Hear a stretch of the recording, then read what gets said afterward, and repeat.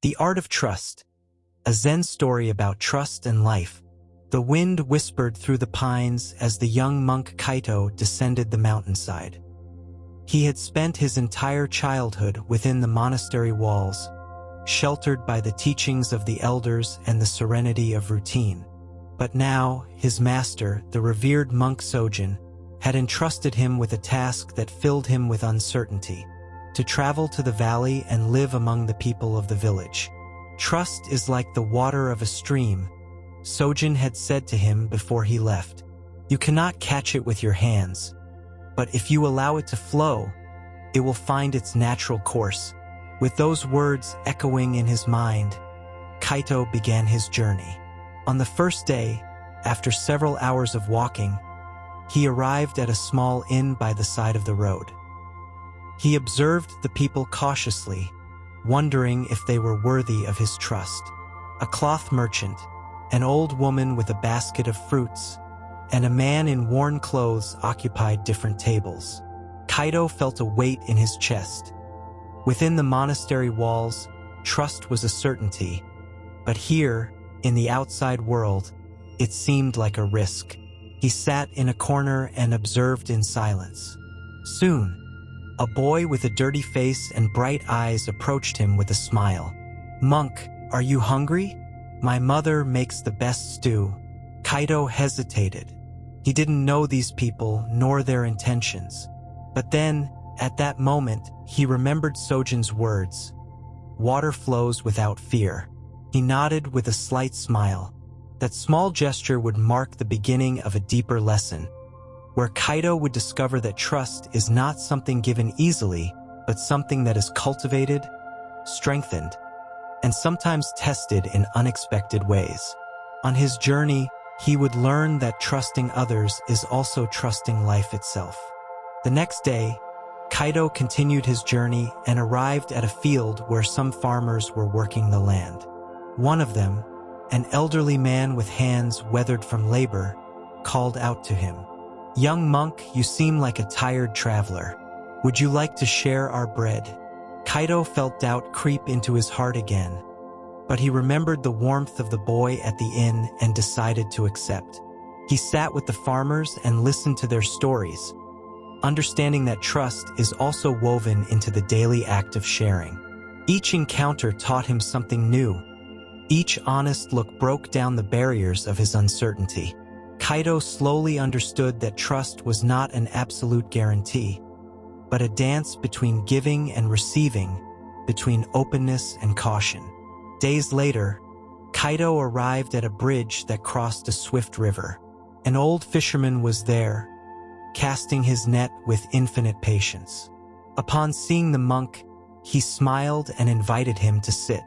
"Trust, young traveler, is like fishing," said the old man. "You don't always see what's beneath the water, but you must believe something will be there if you wait with faith." Kaito meditated on those words as he watched the ripples in the water. He understood that trusting also meant accepting the unknown without fear, allowing life to flow without the need to control it completely. With a lighter heart, he bid farewell to the fisherman and continued his journey, ready to face each new encounter with an open mind and a spirit willing to learn. Soon after, while crossing a dense forest, Kaito came upon a group of travelers struggling to light a campfire. The strong wind extinguished each attempt, and their faces reflected frustration. When they saw Kaito, one of them, a young man named Haru, asked for help. "They say monks have infinite patience. Could you show us how to light this fire?" Kaito smiled and knelt beside them. With slow movements, he gathered dry twigs and stones to shield the flame from the wind. Then, with calm, he struck two flints together until a spark caught the wood. "The fire, like trust, needs care and protection," Kaito said. "It is not imposed. It is cultivated with patience and faith." The travelers nodded in respect, understanding the lesson hidden in his words. Haru, in particular, felt a great admiration for Kaito and asked if he could accompany him on his journey. Kaito, remembering Master Sojin's teachings, gladly agreed. He knew that trust also meant opening up to the possibility of new friendships and learning. With Haru as a traveling companion, Kaito continued his journey toward the next village. Along the way, Haru told him about his life, his dreams, and the fears that had led him to wander without purpose. As they talked, Kaito understood that trust also required vulnerability.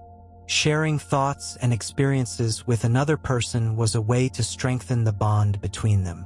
When they arrived at the village, they found a lively market filled with colors and aromas. An elderly man was arguing heatedly with a young merchant over the price of some grains. The dispute seemed to grow more intense with every word. "Watch, Haru," whispered Kaito. "Trust is easily broken when fear and distrust govern the heart." Kaito approached and calmly spoke to both men, helping them find a middle ground. He didn't take sides. He only facilitated mutual understanding. In the end, they shook hands and smiled, grateful for the monk's intervention. That night, under the light of the moon, Haru and Kaito talked at length about what they had learned along the way. Haru confessed that he used to distrust others for fear of being hurt, but now he understood that trust is neither blind nor naive. It is a force built over time and through shared experiences. At dawn, Kaito felt that his journey was nearing its end. He had learned that trust is a constant flow, a balance between giving and receiving, between believing and allowing oneself to be believed. He said goodbye to Haru, who decided to stay in the village to follow his own path. Back at the monastery, Sojin greeted him with a wise look. "What have you learned, Kaito?" The young monk smiled. "That trust is not a certainty, but an act of faith that is cultivated every day." Sojin nodded in satisfaction. Kaito had understood the lesson, and with that, his journey was just beginning.